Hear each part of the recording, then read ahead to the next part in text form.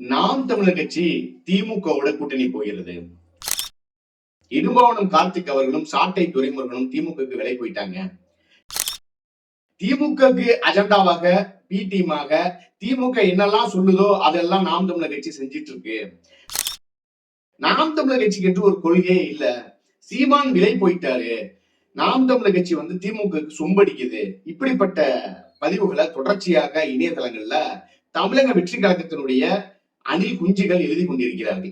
இவர்கள் ஒரு புறம் எழுதிக்கிட்டு இருந்தாலும் நான் ஒரு சினிமா ரிவ்யூ பண்ணுவேன். நானா பணம் வாங்கிப்பேன், பேமெண்ட் வாங்கிப்பேன். அந்த மாதிரியான வேலையெல்லாம் நான் பண்ணுவேன். திமுகவுக்கு முட்டு கொடுப்பேன், அதிமுகவுக்கு முட்டு கொடுப்பேன், பாஜகவுக்கு கூட முட்டு கொடுப்பேன், காங்கிரஸுக்கு முட்டு கொடுப்பேன், அண்ணன் சீமானுக்கும் முட்டு கொடுப்பேன். இப்ப விஜய் வந்தா விஜய்க்கு முட்டு கொடுப்பேன். இப்ப எப்படின்னா என் பேர் என்ன அப்படின்னு ஒரு கேள்வி இருக்குல்ல. நான் சினிமாவில பணம் வாங்கிக்கிட்டு ரிவ்யூ பண்ணுவேன் சினிமாக்கள் எல்லாம். இதே போல எல்லா கட்சிக்கும் முட்டு கொடுப்பேன். எனக்கு கொள்கையும் கிடையாது, கோட்பாடும் கிடையாது. அப்படிப்பட்ட முண்டங்கள்லாம் இன்னைக்கு இணையதளங்கள்ல உட்காந்து நாம் தமிழர் கட்சியை ஒரு விமர்சனம் பண்ணிட்டு இருக்காங்க. இதை பத்தி தான் முழுமையாக இந்த காணொலியில நம்ம பார்க்க போறோம். தாய் தமிழ் உறவுகள் அனைவருக்கும் அன்பு வணக்கம். கரூர்ல நடந்த சம்பவம், இந்த துயர சம்பவத்துல 41 உயிர்கள் பலியாயிருக்கு. இந்த 41 உயிர்கள் பலியானதுக்கு பின்னால விஜயினுடைய அலட்சியமும் விஜயினுடைய சைக்கோத்தனமான எண்ணங்களும் இதுக்கு மிகப்பெரிய காரணம் அப்படின்னு நாம் தமிழர் கட்சியினுடைய இளைஞர் பாசறை செயலாளர் இடும்பாவனம் கார்த்திக் அவர்களும் நாம் தமிழர் கட்சியினுடைய கொள்கை பரப்பு செயலாளர் சாட்டை துரைமுருகன் அவர்களும் தொடர்ச்சியாக நான் தமிழக வெற்றி கழகத்துக்கு எதிராக நிறைய பதிவுகள் நிறைய இடங்கள்ல பேசியிருந்தாங்க. இதெல்லாம் பார்க்கும்போது என்ன தோணுதுன்னா, வெளியில இருந்து பாக்குறவங்க இது திமுக செஞ்ச திட்டம்னு சொல்லி தமிழக வெற்றி கழகம் சொல்றாங்க. இந்த நேரத்துல திமுக மேல எதிர்த்து பேசாம விஜய் தான் காரணம்னு பேசுறாங்க. அதனால இவங்க திமுக பீடியம் ஆயிட்டாங்கன்னு சில தற்கொலைகள் எழுதி கொண்டிருக்கிறார்கள். இதெல்லாம் பார்க்கும்போது நமக்கு என்ன தோணுதுன்னா, உண்மையாகவே கரூர்ல நடந்த அந்த 41 உயிர்களுடைய பலிக்கு யார் காரணம்னா விஜய் தான். இன்னைக்கு நிறைய காணொலிகள் வெளியாகுது. அந்த காணொலியில பார்க்கும்போது நமக்கு உண்மை என்னங்கிறது தெரிய வருகிறது. அந்த கூட்டத்துல ஒருத்தவன் விஜயை பார்த்து கை அசைக்கிறான். தண்ணி வேணும், முடியல, நாங்க துடிச்சிட்டு இருக்கோம் அப்படின்னு. விஜய் அங்க பேசிட்டு இருக்கும் போதே இங்க கீழே விழுந்து கொத்து கொத்தா செத்துட்டான். அப்படி இருக்கக்கூடிய சூழல்ல விஜய் அவர்களை காலனி வீசுறான், செருப்பு வீசுறான். விஜயனுடைய கவனத்தை ஈர்ப்பதற்கு காலி வாட்டர் பாட்டில்களை வீசுறான். தண்ணி வேணும், ஆம்புலன்ஸ்க்கு போன் பண்ணுங்க, எங்களால முடியலன்னு. அப்படிப்பட்ட ஒரு செயல் நடந்ததுக்கு மிக முக்கிய காரணம் விஜய் தான். 8:45 நீ வரன்னு சொல்லிட்டு 8:45 வீட்டுல இருந்து கிளம்புற. அப்ப என்ன இருக்கு? ஒரு சினிமா ஷூட்டிங் நீ போறேன்னா பேசுவது 6 மணிக்கு எனக்கு ஷூட்டிங்னா நான் 5:45 போயிடுவேன். எனக்கு அது ஒரு பஞ்சுவாலிட்டி ரொம்ப முக்கியம். 6 மணிக்கு ஷூட்டிங்க்கு 6:05 போனா கூட எனக்கு மனசு அப்படியே உறுத்தலா இருக்கும் அப்படின்னு பேட்டி கொடுத்தது இதே விஜய் தான். அப்ப தன்னுடைய ஒரு படம், அந்த படத்துக்கு பிரச்சனைனா கொடநாட்டுல போய் ஒரு நாள் முழுக்க நான் கை கட்டி நிப்பேன், அம்மையார் ஜெயலலிதா அவர்களுக்கு நான் அப்பாயின்மெண்ட் வாங்குறதுக்கு நிப்பேன், கால் கழுக்க நிப்பேன் நின்ற விஜய் தன்னுடைய ரசிகர்கள் காலை முதல் உன்னுடைய முகத்தை பார்ப்பதற்காக, உன் பேச்சை கேட்க எவனும் வரல. நீ பேசுறது ஒரு இளவும் புரியாது. ஏன்னா மண் அடிப்புக்கு மீன் அடிப்பும்ப, அப்புறம் ஏதாவது டக்காய்க்கு வேலை பேசுவ, சிஎம் சார் அப்படின்ப, அப்புறம் அங்கிள் அங்கிள்னு பேசுவ. என்ன கருத்து பேசுவ, என்ன கொள்கை பேசுவ? தமிழக வெற்றி கழகம் வந்தா என்ன செய்யும், தமிழக வெற்றி கழகம் ஆட்சி அமைந்தா இதை செய்யுங்க, இந்த திட்டத்தை கொண்டு வந்திருக்குங்க, வேலை வாய்ப்பு இப்படி உருவாக்குவோங்க, தற்சார்பு பொருளாதாரத்துக்கு வருவோங்க, எங்கள்கிட்ட நீர்களை பாதுகாப்பதற்கு இவ்வளவு திட்டம் இருக்குங்க, நீர் மேலாண்மை பத்தி நாங்க இவ்வளவு தெரிஞ்சு வச்சிருக்கோம், இயற்கை வளங்களை பாதுகாக்க நாங்க என்ன பண்ண போறோம், அடுத்ததாக பள்ளிக்கல்வி இருக்கு, இந்த பள்ளிக்கல்வி துறையை நாங்க எப்படி டெவலப் பண்ணுவோம், போக்குவரத்து துறையை எப்படி டெவலப் பண்ணுவோம், எங்களுக்கு ஒரு கொள்கை இருக்கு, எது தமிழ்நாட்டுக்கு வேணும், எப்படி இளைய சமுதாய பிள்ளைகளுக்கு நான் வேலை வாய்ப்பை உருவாக்குவேன், இதெல்லாம் பேசணும். இதை பேசல. வீடியோ போடுறாரு 41 உயிர்கள் பலியானதுக்கு பின்னால வீட்டுல உட்காந்துட்டு என்ன போடுறாரு, சிஎம் சார் அவங்களை தொடணும்னா என்ன தாண்டுங்க, நான் அலுவலகத்துலதான் இருப்பேன், இல்ல என் வீட்டுலதான் இருப்பேன். என்னங்க இது என்ன டைலாக் இது? 41 உயிர்களுக்கு இதுவரை அஞ்சலி செலுத்தவில்லை. உங்களை பார்ப்பதற்காக கால் கடுக்க காலை முதல் நின்றவன், உங்களுடைய ரசிக, உங்களுடைய தொண்டை, உங்க மேல உயிரை வச்சிருந்தான். பாட்டு போடுறீங்க, உங்கள் விஜய் உயிர் என வரவா. அங்க உயிரே போயிடுச்சுங்க, 41 உயிர் போயிடுச்சு, இன்னும் வரவே இல்லையா களத்துக்கு. இப்ப உட்காந்துக்கிட்டு புஷியானந்த் தலைமறைவு, அது ஒரு டெல்லி பயணம். இப்ப புஷியானந்த் தலைமறைவு ஆகணும், உங்க மேலதான் தப்பு இல்லையே, நியாயம் இருக்குல்ல, கோர்ட்டுக்கு போங்க, ஒரு வழக்கறிஞர் நியமிங்க, வாதாடுங்க. எதுக்கு புஷியானந்த் அவர்கள் தலைமறைவு ஆகணும்? கட்சியினுடைய மாவட்ட செயலாளர் நம்ம மேல வழக்கு போட்டு அவனை உள்ள வச்சிருவீங்க. விஜய் மேல ஒரு வழக்கு பதிவு முடிஞ்சதா, இல்ல விஜய் கைது பண்ண முடிஞ்சதா? இதே பக்கத்து மாநிலம் ஆந்திராவில என்ன நடந்தது?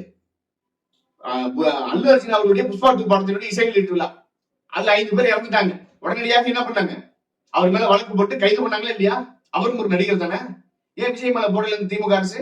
அப்ப திமுக பிடி தமிழக வெற்றி கழகம்னு சொல்லிடலாமா? நாம் தமிழர் கட்சியை பத்தி பேசிட்டு இருக்கான் தற்கொலை. அப்ப நமக்கு என்ன தோணுதுன்னா, அதிமுகவினுடைய கூட்டங்க, நேத்து அதிமுக தர்மபுரியில் அசூர்ல ஒரு கூட்டம் போடுறாங்க. அந்த கூட்டத்துல தமிழக வெற்றி கழகத்தினுடைய தொண்டர்கள் போய் கொடியை செய்யலாம்.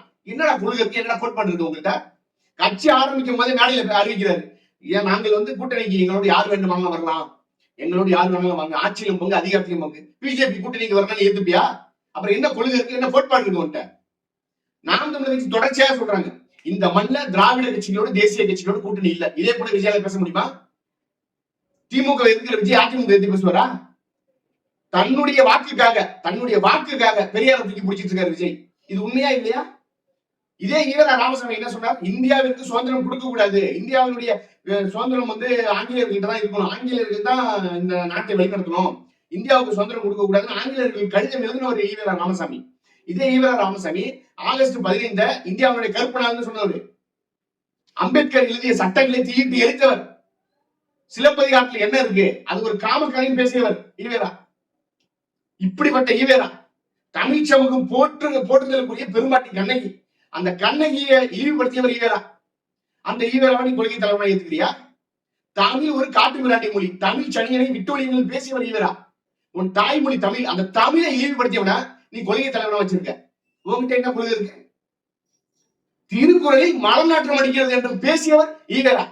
அதே எங்கள் ஐயன் வள்ளுவன் எழுதிய பிறப்பொக்கும் எல்லா உயிர்க்கும்னு அதை எடுத்து நீ கட்சியினுடைய வச்சுக்கிற. பிறப்பொக்கும் எல்லா உயிர்க்கும் தான் தமிழக வெற்றி கழகத்தினுடைய அரசியல் வெக்கமா இல்ல? இதே திருக்குறளை மலம் என்று பேசியவனால ஈவரா.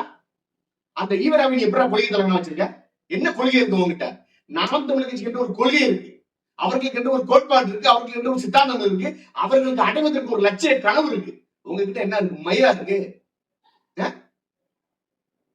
இதுல வேற அஞ்சலி அம்மாள் எங்களுடைய கொள்கை தலைவர்.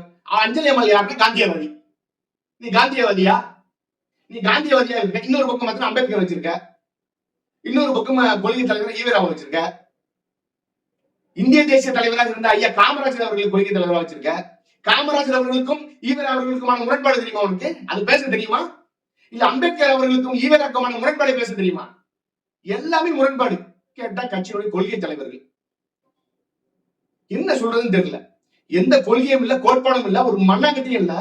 ஆனா நீங்க எல்லாம் என்ன சொல்றீங்கன்னா, நாம் தமிழர் கட்சி திமுக போயிடும். நாம் தமிழர் கட்சி 2016 அந்த தேர்தலில் முதலாக போட்டிடுறாங்க. ஆனால் நாம் தமிழர் கட்சி ஆரம்பித்தது ஈழத்தில் நடந்த இனப்படுகொலைக்கு பின்பாக என் இனத்துக்கென்று, என் இனத்தினுடைய உரிமை பெறுவதற்கு ஒரு கட்சி வேண்டும் என்று உருவாக்கிய கட்சிடாது. உங்களை போல கோடி கோடியா பணத்தை சேர்த்துக்கிட்டு நான் ஆட்சிக்கு மக்களுக்கு செய்ய வேண்டிய எண்ணத்தை நீ புடுங்க போற. 200 கோடி ரூபாய் சம்பளம் வாங்கும் போது ஒரு பணத்துக்கு 100 கோடி ரூபாய் உனக்குன்னு சேர்த்துட்டு 100 கோடி ரூபாய் நீ மக்களுக்கு தானம் தர்மம் பண்ணி நீ தலைவன் அரசியலுக்கு வந்துதான் பண்ண முடியுமா? ஆனா நாம் தமிழர் கட்சி அந்த இனத்துல வரல. தன் இனத்துக்கென்று ஒரு கட்சி வேணும், தன் இனத்தை கடைசியில் இருக்கக்கூடிய உலகம் முழுவதும் பரவி வாழ்ந்த ஒரு தமிழினம் இந்த தமிழ்நாட்டில் அகதியாகும் போது அந்த இனத்தையாவது மீட்டெடுக்கணும். இலங்கையில் நடந்தது போல இனி ஒரு விஜயம் தமிழ்நாட்டில் நடந்துடக்கூடாது, ஒரு இன அழிப்பு நடந்துடக்கூடாது அப்படின்னு தன்னுடைய வரலாறையும் தன்னுடைய தொன்மையையும் பண்பாட்டையும் கலாச்சாரத்தையும் காப்பாற்றுவதற்கு ஒரு கட்சி வேணும்னா அது நாம் தமிழர் கட்சிடா. அந்த கட்சி இங்க தேவை. ஆனா தமிழக வெற்றி கழகம் எதற்கு தேவை? எதற்கு தேவை? ஒரு கொள்கையே கிடையாது இவங்களுக்கு. கன்னியாகுமரியில இருந்து தொடர்ச்சியாக கனிமவளத்தை கொண்டு கேரளாவுக்கு போறான். இதை விஜய் பேசுவாரா? ஏன்னா விஜய் பேசினா கேரளாவில் படம் கூடாது. கர்நாடகாவில் காவிரி பிரச்சனை விஜய் பேசுவாரா? ஜனநாயகம் கர்நாடகாவில் ஓடாது. என்ன அப்ப எதையும் பேச மாட்டேன், வாய் மூடி மௌனம் காப்பேன். கவின் என்ற ஒரு பையன், ஒரு இளைஞர் வெட்டி படுகொலை செய்யப்படுறான். அது ஒரு சாதி ஆணவ படுகொலை என்று விஜய்க்கு பேசுவதற்கு வாயில்லை. கேட்டா ஓட்டு போயிடும். அப்ப யாருக்கு அவன் மனிதன்? நீ உன் கட்சியில இருக்கக்கூடிய தொண்டருக்கு நீ உண்மையா இல்ல. உன்னை நம்பி உன்னை பார்ப்பதற்காக ஒரு தலைவன் வருகிறான், உருவாகிறான், அவனை பார்க்க வேண்டும், அவன் முகத்தை பார்க்க வேண்டும் இந்த ரசிக கூட்டத்துக்கும் சரி பொதுமக்களுக்கும் சரி நீ உண்மையா இல்ல. இந்நேரம் 41 உயிர்கள் பலியான உடனே என்ன பண்ணிருக்கணும்? இப்ப நான் இன்னொன்னு கேட்கிறேன்பா, இதே விஜய் அவர்களுடைய வேற யாராவது நெருங்கியவர்கள் இறந்து விட்டாருன்னா விஜய் இதே மாதிரி தான் பாதுகாப்பு கேட்டு உட்காந்துட்டு இருப்பாரா? காவல்துறை எனக்கு பாதுகாப்பு கொடுங்க, நான் டெத்துக்கு போகணும், இறந்துட்டாங்க அப்படின்னு கேட்பீங்களா? 41 குடும்பங்களுக்கும் விஜய் பதில் சொல்லணும். தமிழக வெற்றி கழகத்தின் மேல தவறு இருக்கு. அந்த தவறை இடுமானம் கார்த்திக் அவர்களும் சாட்டை துரைமுருகன் அவர்களும் சீமான் அவர்களும் பேசுறாங்க. சரி, சீமான் அவர்கள் ஆரம்பத்துல 41 படுகொலை 41 பேர் உயிரிழந்துட்டாங்க அந்த நாள்லயே பேசக்கூடாது. சரி, ஒரு தவறு நடந்துருச்சு, முதல்ல இறந்த குடும்பங்களுக்கு என்னுடைய அந்த இரங்கலுக்குன்னு சீமான் அப்படின்னு சொல்லிட்டு இதுல அரசியல் பேசுறாங்க. என்னை விட விஜய் அவர்களுக்கு மனத்துயரம் அதிகமாகவே இருக்கும். ஏன்னா அவருடைய கட்சி தொண்டர்கள்னு ஒரு மனிதன் மிகப்பெரிய தன்மை, ஒரு எப்படி சொல்றது, அவ்வளவு தன்மானத்தோட ஒரு பிரஸ் மீட்ல சொல்லிட்டு போறாரு. 2 நாள் கழிச்சு நீ காணொலி வெளியிடுற, அந்த காணொலியில ஒரு வருத்தம் இல்ல, அந்த வழி இல்ல. 2 நாள்ல நீ வெளில ஷேவிங் பண்ணிட்டு நல்ல ஹேர்லாம் ட்ரை பண்ணிட்டு நல்லா அழகா உட்காந்துக்கிட்டு ஆயுத பூஜை எல்லாம் நல்லா கொண்டாடிட்டு என்னையா என்ன அதை சீமான் அவர்கள் விமர்சனம் பண்றாரு. விஜயனுடைய பேச்சுல ஒரு வழி இல்ல, அதுல ஒரு வருத்தம் இல்ல, என்ன இப்படி இருக்காரு அப்படின்னு. சீமான் களத்துக்கு போய் நின்றாங்க. அந்த இடத்துல சீமான் நின்றார். சீமானுடைய தம்பிகள் நிர்வாணம் காட்டியும் சாட்டை துறைமுகர்களும் தேவா அவர்களும் பாக்கியராஜன் அவர்களும் உமாயின் அவர்களும் அந்த இடத்துக்கு போனாங்க. அந்த பாதிக்கப்பட்ட குடும்பத்தோட கூட நின்றா. அவர்களுக்காக கண்ணீர் சிந்தனா. தமிழக வெற்றி கழகத்துல இருந்து புஷியானந்த் போனாரு, ஆதவ வர்ஜினா போனாரு, லயலா மணி போனாரு, இன்னும் என்னென்னமோ இருக்கு, அதெல்லாம் போச்சு. ஏதோ ஒரு வார்த்தை. அப்ப என்ன, இணையதளத்துல உட்காந்துட்டு நீங்க விமர்சனம் பண்ணலாம். சினிமா ரிவ்யூ பண்றேன், எவ்வளவு தருவீங்க ஒரு ரிவ்யூக்கு? 50,000 1 லட்சமா? சரி கொடுங்க, பேசிக்கிட்டு டீலிங் பேசிட்டு அந்த படத்துக்கு பாசிட்டிவ் ரிவ்யூ எழுதுறது, பாசிட்டிவா ரிவ்யூ சொல்றது. எவனாவது ஒருத்தன் புதுசா வந்துட்டானா உடனே அவங்க கிட்ட கொள்கை இல்லாம கோட்பாடு இல்லாம அவனை ஆதரிக்க வேண்டியது. திமுக ஆதரிச்சுப்பட்ட பதிவு இருக்கு, அதிமுக ஆதரிச்சுப்பட்ட பதிவு இருக்கு, காங்கிரஸ் ஆதரிச்சது இருக்கு, இப்ப விஜய் ஆதரிக்கிறது இருக்கு, சீமான் அவர்களை ஆதரிச்சதா இருக்கு. எல்லாத்தையும் நாய் வாய் வச்ச மாதிரி எல்லா இடத்துலயுமே வைக்கிற உனக்கு நாம் தமிழர் கட்சியை பத்தி விமர்சிக்க என்ன இருக்கு? நாம் தமிழர் கட்சியில மழலையர் பாசனம் ஒரு பாசனம் இருக்கு. அந்த பாசத்துல இருக்கிற யாராவது சிறுவர்கள்ட்ட தமிழக வெற்றி கழகத்துடைய தலைவர் விஜய் அவர்கள் தர்க்கம் பண்ண தயாரா? இந்த மண்ணை பத்தியும் வளத்தை பத்தியும் மக்களை பத்தியும் இனத்தை பத்தியும் அரசியல் என்னன்னு அவன் பேசுவான். விஜய் பேசுவாரா? விஜய்க்கு பேச தெரியுமா? பிங்கர் டிப்ல வச்சிருப்பாரு என்னத்த, A4 சீட்டை. பிங்கர் டிப்ல விஜய் A4 சீட்டை வச்சுட்டு பார்த்து பேசுவார். அதுவும் பார்த்து பேசும்போது கூட தப்பு. ஏன்னா துண்டு சீட்டுக்கே தமிழ்நாடு பாவம் தனியா தவிக்குது, இதுல A4 சீட்டை கொண்டு வராங்க. இதெல்லாம் பார்க்கும்போது எந்த அளவுக்கு மன வலி ஏற்படுகிறது. அப்ப எந்த விதமான நோக்கமும் இல்லாத அரசியல் கட்சியாக தமிழக வெற்றி கழகம் இருக்கும்போது நான் அதிமுகவுடைய கூட்டத்துல கொடியை கொண்டு போறான். அவனுக்கு என்ன கோட்பாடு இருக்கு, கொள்கை இருக்கு? நாம் தமிழர் கட்சி ஒரு இனத்துக்கான கட்சி, அந்த கட்சியை விமர்சனம் செய்வதற்கே ஒரு தகுதி வேணும். இன்னைக்கு நீ சொல்ற திமுகவோட நாம் தமிழர் கட்சி கூட்டணி வைக்கணும், உண்மையுமாக நேர்மையுமாக சத்தியம் என்று சொல்றேன். இந்த இடத்துல நாம் தமிழர் கட்சி எந்த காலத்திலும் திமுக கூட்டணி வைக்காது. குறிப்பா திராவிட தேசிய கட்சிகளோட கூட்டணி கிடையாது. இது நாம் தமிழர் கட்சி எல்லா மேடைகளையும் சொல்லுது. நாம் தமிழர் கட்சிக்கு ஆதரவாக பேசக்கூடிய நானும் சொல்றேன். நாம் தமிழர் கட்சிக்கு இதை வேணா எழுதி வச்சுங்க, நோட் பண்ணி வச்சுங்க, இந்த வீடியோ சேவ் பண்ணி கூட வச்சுக்க.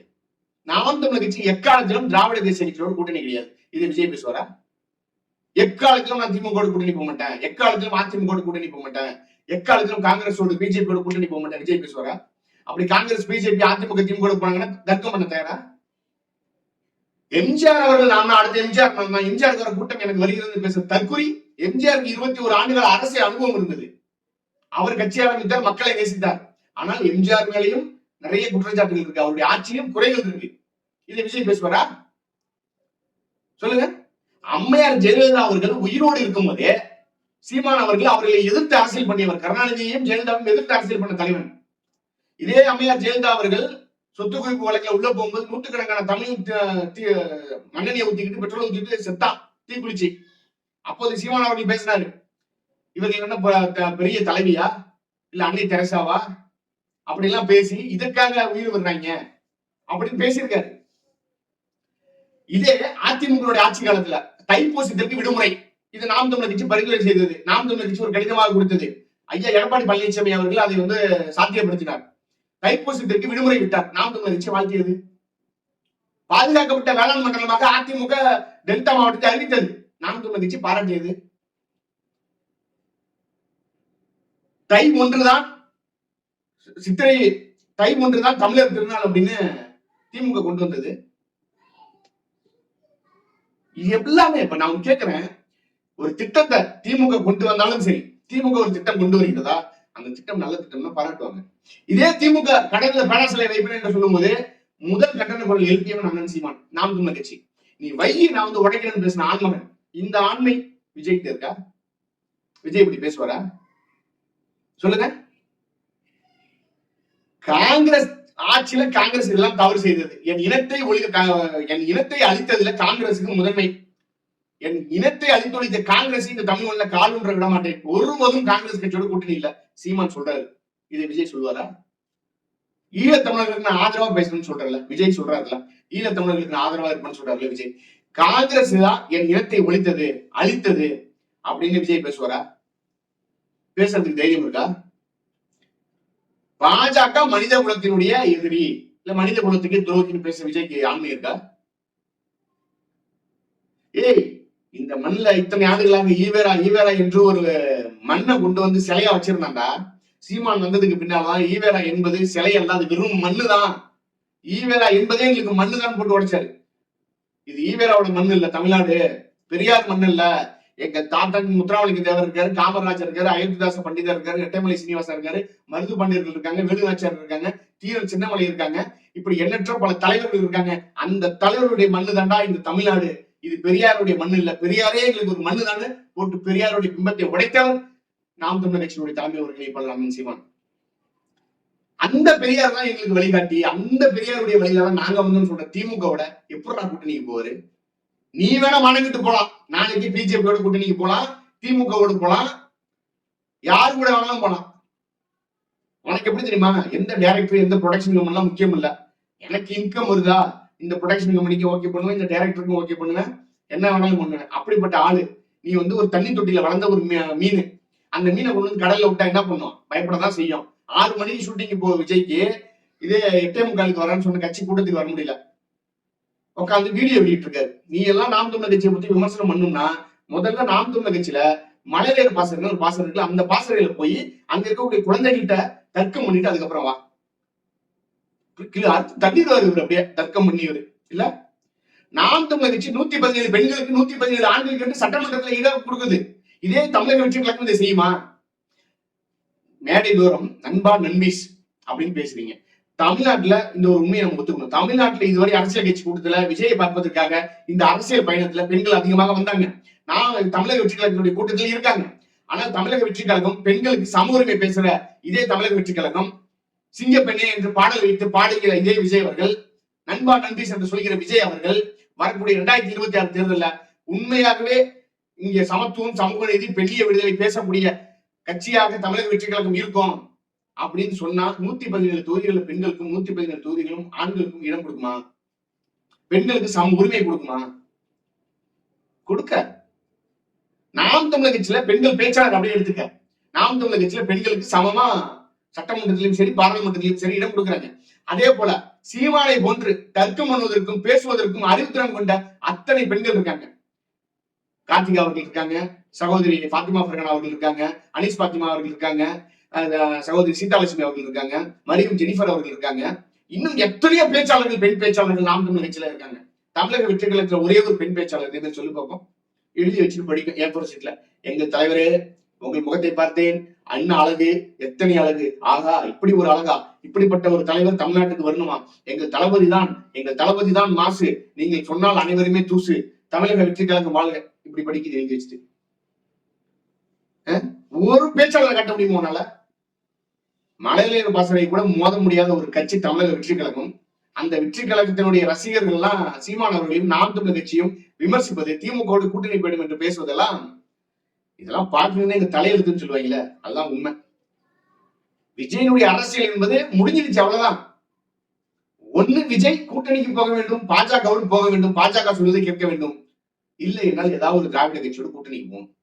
இந்த விஜய் அவர்கள் வந்து தனுஷ் அவர்கள் படம் நடிச்சிருப்பாரு, படிக்காதவங்க.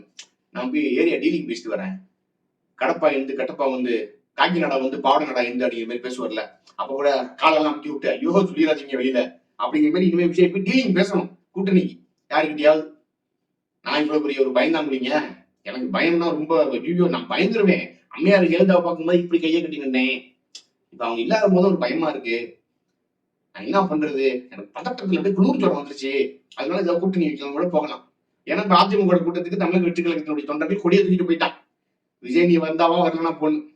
ஆனா நாம் தமிழர் கட்சியினுடைய கூட்டம் என்பது எப்படிமா இருக்கும்? மாவீரர்களுக்கு மாவீரர் நாள் அன்று நாம் தமிழர் கட்சி ஒரு அகவணக்கம் செலுத்துதுன்னா ஒரு மௌன அஞ்சலி செலுத்துவாங்க. ஒரு சின்ன பின்னு தூக்கி போட்டா கூட அப்படியே கேட்கும். ஒரு குழந்தையுடைய அலுவலர்கள் கூட அந்த மைதானம் முழுக்க கேட்கும். அப்படி ஒரு ராணுவ கட்டுப்பாடோடு இருக்கக்கூடிய ஒரு கட்சி நாம் தமிழர் கட்சி. கொள்கையும் இல்ல, கட்டுப்பாடும் இல்ல, கோட்பாடும் இல்ல, ஒரு இளவம் இல்ல, மரத்துல தொங்குறது, உயர்ல தொங்குறது, பேனர்ல தொங்குறது, இவங்க வந்து நாம் தமிழர் கட்சி விமர்சனம் பண்றாங்க. இதெல்லாம் காலத்தினுடைய கொடுமை. மீண்டும் ஒரு காணொலி சந்திப்போம். நன்றி, வணக்கம்.